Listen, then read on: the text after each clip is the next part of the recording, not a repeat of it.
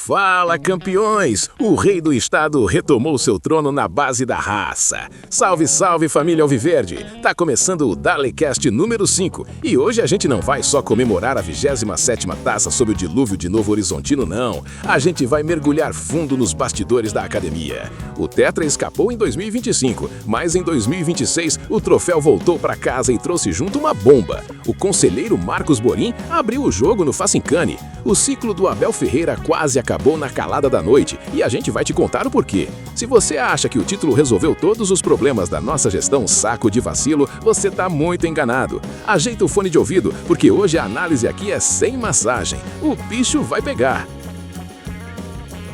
Salve, salve, torcida Alviverde. A taça tá em casa, pô. Tá em casa e o clima é de festa, merecidamente. Entrando no ar com energia lá no alto para mais um debate pesado, bem estilo mesa redonda raiz, porque o momento exige. A massa palmeirense tá comemorando, a camisa pesou mais uma vez e a gente tá aqui para fazer aquele mergulho profundo, aquela análise aprofundada nos bastidores do nosso Verdão. Com certeza, tem muita coisa rolando por trás das cortinas. Exato. O Palmeiras foi campeão, a taça do Paulistão de 2026 já tá lá na sala de troféus. Mas fica aquele gancho provocativo para quem nos acompanha, né? Essa final mostrou a verdadeira força desse elenco ou, na verdade, revelou coisas urgentes que precisam melhorar para o resto do ano? É exatamente essa a tônica da nossa resenha de hoje. Um abraço para toda a galera que está na escuta. Olha, o cardápio desse nosso debate está bem denso e, confesso, estou um pouco preocupada com alguns aspectos. Pra isso, né? Tem sim. A gente vai botar a bola no chão e analisar não apenas o peso histórico desse título sobre o Novo Horizontino, mas destrinchar uma verdadeira bomba. As críticas públicas de um conselheiro influente ao atual ciclo do Abel Ferreira. Isso aí vai dar pano pra manga. Vai. E além disso, vamos mapear a urgência tática para um autêntico camisa 5, entender as movimentações de um mercado da bola que já respira o Mundial de Clubes e também detalhar a cautela com o retorno do Paulinho. O que a torcida precisa ter em mente é que a vitória no campo costuma colocar um pano quente nas engrenagens pensas lá dos bastidores. A nossa missão hoje é tirar esse pano. Então vamos começar pelo que aconteceu no gramado domingo, porque aquele jogo contra o Novo Horizontino passou longe de ser um espetáculo, assim, plástico, né? Passou muito longe, foi transpiração pura. Foi um teste de sobrevivência, cara. Chuva pesada, aquele gramado encharcado, prendendo a bola. Foi um cenário que sugou a energia de todo mundo em campo. A técnica foi engolida pela necessidade de pura força física mesmo. Foi um jogo feio de se ver, não dá pra negar. Pois é, e eu queria entender a tua leitura sobre isso. Como um time sobrevive a um jogo onde simplesmente nada flui taticamente? Sobrevive com uma mentalidade que foi forjada a ferro e fogo, né, nesses últimos anos. Tem uma máxima no futebol que o Palmeiras do Abel encarna perfeitamente. Final não se joga bonito, final se ganha. É o pragmatismo puro. Exato. O Novo Horizontino fez uma campanha brilhante, eliminou gigantes pelo caminho, mas na hora do embate físico e mental ali da decisão, eles não conseguiram criar uma única chance real de gol. Nenhuma bola que fizesse a arquibancada suar frio, sabe? É verdade. O Everton praticamente não sujou o uniforme com defesas difíceis. Pois é. O Palmeiras entendeu rapidamente que o gramado não permitia a transição rápida. O time baixou as linhas, aceitou aquele jogo de contato físico e foi letal no que precisava fazer. Quem acompanha futebol sabe que o torcedor pode até reclamar da falta de brilho, mas essa frieza de saber sofrer e anular o adversário em condição adversa é a assinatura de grandes dinastias. E falando em dinastia, os números que saíram de campo nesse fim de semana beiram um absurdo. A galera que respira a história do Palmeiras tem noção do que o Gustavo Gomes fez. É assustador, num bom sentido. Muito. O cara chegou ao 13º título pelo clube. Ele simplesmente ultrapassou lendas, tipo o Ademir da Guia e o Dudu, que tinham 12 taças. O Gomes agora é, isoladamente, o maior vencedor da história da Sociedade Esportiva Palmeiras. E a gente ainda tem o Flaco Lopes, né, garantindo o 6º título dele. Sim, o Flaco já tá colecionando taça também. Mas o que impressiona mesmo é o cara ali na beira do campo. Explica o tamanho dessa marca do Abel Ferreira. É um marco que redimensiona totalmente a história do futebol brasileiro. O Abel ergueu a 11ª taça dele, ele superou o Oswaldo Brandão. O lendário Oswaldo Brandão, cara. Isso. Pra quem entende o peso do Brandão na cultura palmeirense, sabe que isso era visto como uma meta inalcançável. Mas o detalhe tático e, psicológico que mais assusta é que 9 dessas 11 taças foram em finais diretas. Mata-mata puro e simples. Mata-mata. Sendo essa última agora em 2026 contra o Anderson Moreira, isso prova que o modelo do Abel, por mais criticado que seja pela falta de plasticidade às vezes, é uma máquina desenhada especificamente para neutralizar adversários em jogo eliminatório. É um amasso histórico e, claro, além da prateleira do vestiário ficar mais cheia, o cofre do clube também comemora. A gente viu os balanços e essa vitória rendeu uma bolada de cerca de 40 milhões de reais. Um dinheiro fundamental para a temporada. Fundamental.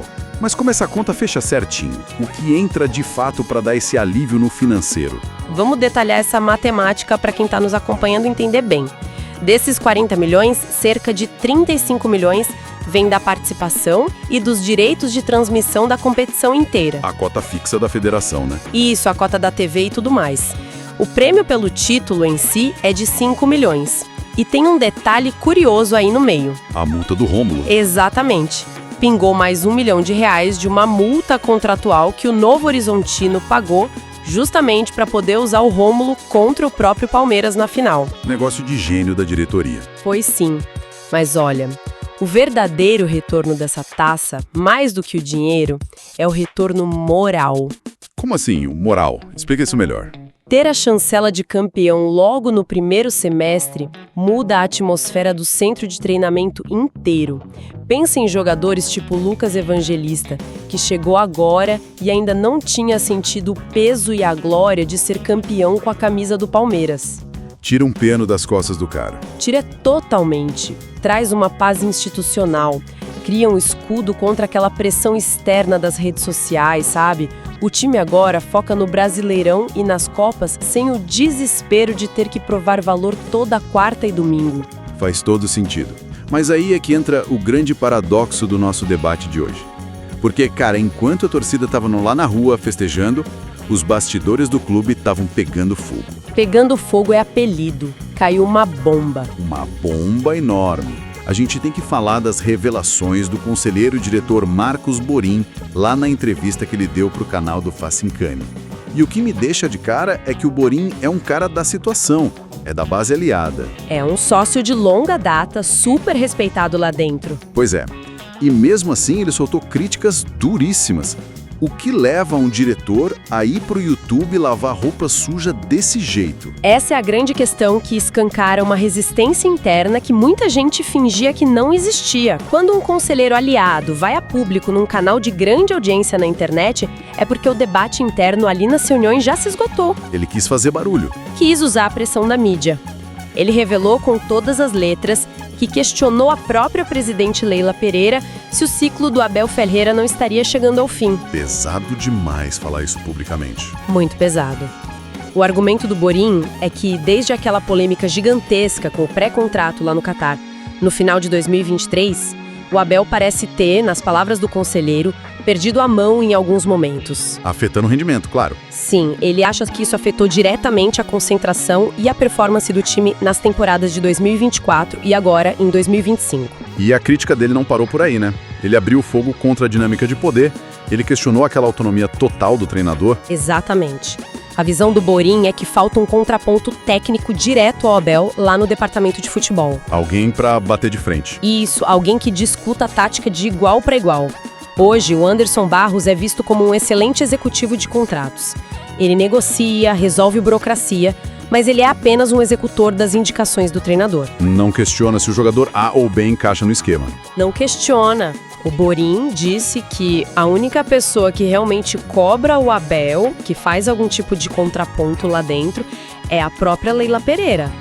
Ou seja, no campo esportivo, o Abel tem poder quase absoluto. E isso acaba transbordando para o campo de forma negativa às vezes. A gente vê isso nitidamente. A maior deficiência apontada pelo Borim é visível no gramado, que é aquele espaço deixado no meio de campo. A urgência de um camisa 5 de verdade. É o calcanhar de Aquiles do time hoje. A gente tem o Marlon Freitas, que virou o líder mental do time, ele dá uma injeção de ânimo brutal, corre o campo todo, mas taticamente ele fica sobrecarregado, né? Fica, e muito, porque o Marlon é um motorzinho, mas ele atua ao lado do Andreas. E a gente precisa ser sincera, o Andreas tem um toque de bola refinado, mas ele peca demais defensivamente. Ele não morde, não é um cão de guarda. Não é. E no esquema do Abel, a ausência desse primeiro volante autêntico que destrói a jogada adversária obriga o Marlon Freitas a marcar por 2. Aí o espaço aparece e a defesa fica exposta. É o famoso cobertor curto. E isso me leva a jogar uma pergunta importante para a audiência pensar e comentar depois. Diante dessa crise nos bastidores e do buraco no meio-campo, o Abel quase perdeu o controle nessas últimas temporadas? Ou ele continua absoluto, o dono incontestável do vestiário? É a pergunta de $1 milhão. Com certeza. Mas a diretoria não pode ficar só no debate. Tem que ir para o mercado resolver isso. Falando em janela do meio do ano, quais são os alvos? A gente sabe que Danilo era o sonho da torcida, mas o preço assustou. Assustou e inviabilizou. O Botafogo inflacionou demais o passe, exigindo algo em torno de 24 a 25 milhões de euros. Para a realidade brasileira, não ter como pagar isso num volante. Mais de 130 milhões de reais. Sem chance. Pois é. Então o clube descartou o Danilo e já tem um nome forte, com negociações muito bem encaminhadas. Fabinho.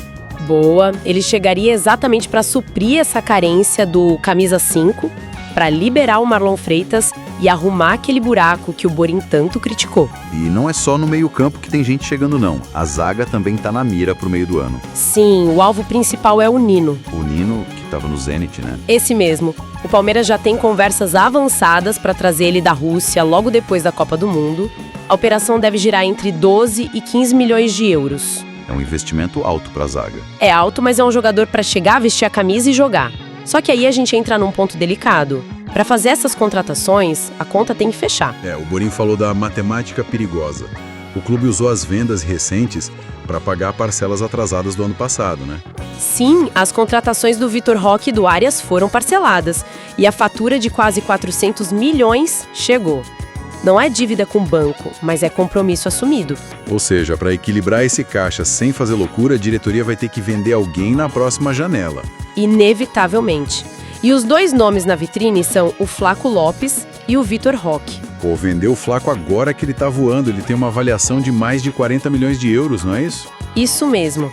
E o Vitor Roque tem uma avaliação interna ainda maior, entre 80 e 85 milhões de euros. A diretoria já decidiu que não vai vender os dois juntos para não desmanchar o ataque. Vai ter que escolher um? Sim. E a balança pesa muito. Fica mais uma provocação para quem tá ouvindo a gente. Vender o Flaco agora, no auge, seria um erro esportivo fatal ou uma necessidade financeira inevitável? Comentem aí. Mas olha, todo esse movimento, buscar Fabinho, trazer o Nino, segurar o Vitor Roque, tudo isso tem um alvo gigante em mente. O Mundial de Clubes de 2026. Exato. Toda a engenharia da diretoria aponta para esse torneio. Porque se a gente lembra daquela final contra o Chelsea no passado, o time sentiu muita diferença de intensidade e de força física. Para não repetir a inércia que o Borja apontou na entrevista, o Palmeiras precisa de uma espinha dorsal muito mais forte. Tem que ser um time cascudo, de imposição. Exato. Com a chegada do Fabinho dando pegada no meio e o Nino trazendo experiência e força para a zaga ali no meio do ano, o Palmeiras fecha um elenco super robusto. É o perfil de força física que um torneio contra os maiores clubes da Europa vai exigir. Não dá para ir para o Mundial só com talento puro. Com certeza. E para agregar talento e casca nesse elenco do Mundial, tem uma notícia excelente que esquentou o coração da torcida durante a festa do título. O Paulinho. O nosso camisa 10. Ele revelou lá no gramado que já está em transição física. Está trabalhando com bola e o principal, sem sentir dor nenhuma. Mas a gente sabe que a lesão dele foi um pesadelo. Foi uma lesão muito rara e assustadora. Ele teve que fazer enxerto ósseo e colocar uma placa de metal. Cara, ele tá fora desde julho de 2025. Quase um ano parado. A restrição médica exigia 0 impacto por 6 meses totais. É muito tempo sem exigir do corpo a resposta de um atleta de elite. Então, por mais que a torcida queira ele para amanhã, o retorno vai ser bem devagar, né? Muito devagar, tem que ter muita cautela. O departamento médico trata o Paulinho como um jogador em pré-temporada particular. Qual é o prazo real, então? A meta é que ele esteja apto para ser relacionado só depois da data FIFA. Provavelmente para o jogo contra o Grêmio, ali por volta do 1º de abril. E entrando aos poucos, imagina. Sim, 10 a 15 minutos no máximo por jogo. O risco de uma lesão muscular secundária agora é gigante, porque o músculo tenta compensar a fraqueza da área operada. Tem que dosar. Mas aí cria um problema bom pro Gal resolver. Porque enquanto o Paulinho estava no estaleiro, o Arias chegou e tomou conta. O Flaco e o Roque estão decidindo tudo. A torcida precisa refletir sobre isso. Com o time voando desse jeito, o Paulinho volta para assumir a faixa de titular absoluto ou ele vai virar uma opção de luxo no banco de reservas? É o tipo de dor de cabeça que todo técnico ama ter, mas administrar o ego no ano de Mundial de Clubes vai ser o grande teste pro Abel ali no vestiário. Vamos ver como o português vai se sair nessa. Mas agora bora dar aquele giro rápido de notícias, aquele bate-bola acelerado para atualizar a galera. Bora! Primeiro, a nossa casa. O time vai fazer um treino de reconhecimento no novo gramado do Allianz Parque antes da reestreia do Brasileirão contra o Mirassol. E o detalhe é que vai ter capacidade máxima liberada, mesmo com a confusão da agenda dos shows do Luan Santana. Mas tem reforma gigante no radar, confere. Confere. A W Torre está estudando ampliar a capacidade do Allianz para 45 mil pessoas. 45 mil? Onde eles vão arrumar esse espaço? A ideia é retirar as cadeiras do setor do Gol Norte. Eles querem criar ali um setor popular mesmo. Genial! Além de baratear o ingresso, isso aumenta a densidade de pessoas. Vai virar um caldeirão absurdo atrás do gol, aumentando ainda mais a pressão para os adversários. O Gol Norte vai pulsar como nunca. Segunda notícia rápida do nosso giro. A comissão do Carlo Ancelotti na seleção brasileira está de olho no nosso elenco. Eles vão mandar emissários da CBF para observar em loco os jogos contra o Vasco em São Januário e contra o Mirassol no Allianz. A vitrine tá enorme. E quem também tá na vitrine é o Rômulo. Ele mesmo.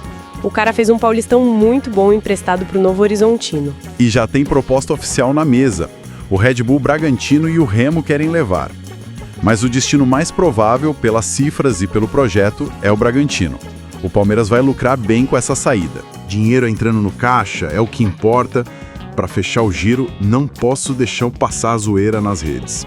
O delírio que foi o perfil oficial do Palmeiras postando aquela foto cavando a marca do pênalti lá no estádio do rival para desenterrar a taça do Paulistão de 2026. Foi uma resposta irônica, maravilhosa aos eventos do passado. A internet, claro, veio abaixo com as provocações. A torcida não perdoa uma, né? Sensacional. Mas é isso, a gente abordou o tático, o financeiro, a política interna e o mercado. Qual é a tua mensagem final para amarrar tudo isso que a gente discutiu hoje? A mensagem central é que esse título paulista é só a fundação. O Palmeiras continua sendo e se consolida como grande protagonista absoluto do futebol brasileiro, mas a mira, o planejamento diário lá dentro é 100% no Mundial de Clubes. É a obsessão de todo mundo lá. Sem dúvida. A retenção do Gomes, a volta gradual do Paulinho, as chegadas cirúrgicas de nomes de peso como o Fabinho e o Nino. O elenco ideal para 2026 está sendo montado agora, tentando tapar essas lacunas táticas que o próprio Borin apontou na entrevista. E a gente vai estar aqui acompanhando cada passo desse projeto. Galera, muito obrigado pela companhia em mais esse mergulho profundo no nosso Verdão. Não esqueçam de curtir o vídeo, comentar lá embaixo quem vocês acham que deve ser vendido, se é o Flaco ou o Roque, e claro, se inscrever no canal para não perder nada da cobertura da nossa paixão. Eu me despeço por aqui com o nosso grito de sempre, Dali, Dali, Dali, o canal da torcida alviverde. E antes de desligar o microfone, eu deixo uma última reflexão no ar para vocês pensarem durante a semana. Muito se fala sobre a força tática e as contratações para o Mundial. Mas e se o verdadeiro teste de fogo desse Palmeiras de 2026 for blindar o seu vestiário contra a insanidade da janela de transferências do meio do ano? Como manter a concentração de garotos como o Vitor Roque, que hoje são avaliados em quase 100 milhões de euros, sabendo que a Europa vai tentar com toda a força desmanchar esse time dos sonhos exatamente nas vésperas do maior torneio da história do clube? Fica a reflexão. Um abraço e até a próxima. A 27ª tá no peito e a hegemonia tá restaurada. Mas o sinal de alerta pro restante da temporada tá ligado e piscando em vermelho. E eu quero a sua participação agora. Você acha que o Abel Ferreira tem autonomia demais lá dentro ou o resultado em campo justifica esse poder absoluto? E sobre o Flaco Lopes, vender o nosso artilheiro para equilibrar os 800 milhões de compromissos é planejamento ou erro de amador? Solta o verbo nos comentários que eu quero ver a resenha ferver. Se você valoriza essa análise que não tem medo de bater de frente com o sistema, faz o seguinte, esmaga o like, se inscreve no canal e compartilhe o link desse podcast no grupo da torcida. A gente se vê na próxima polêmica. Valeu, um abraço de campeão e dale, o canal da torcida Alviverde.